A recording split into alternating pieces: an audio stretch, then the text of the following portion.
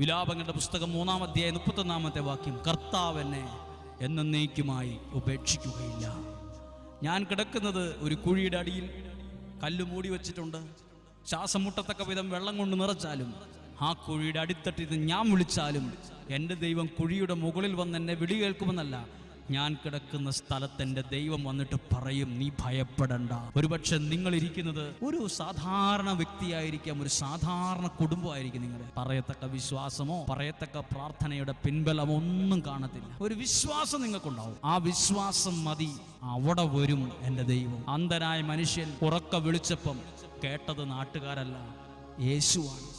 നിങ്ങളുടെ പ്രാർത്ഥന, നിങ്ങളുടെ നിലവിളി കേൾക്കുന്നത് മനുഷ്യരോ ആരുമായിരിക്കത്തില്ല. നിങ്ങളെ സ്നേഹിക്കുന്ന യേശു നിങ്ങളുടെ ജീവിതത്തിന് വേണ്ടി നിൽക്കും. പ്രാർത്ഥിച്ച പ്രാർത്ഥന മറുപടി തരുന്ന കാര്യമായി മാറും. ദൈവം നിങ്ങളെ അത്ഭുതകരമായി സഹായിക്കും.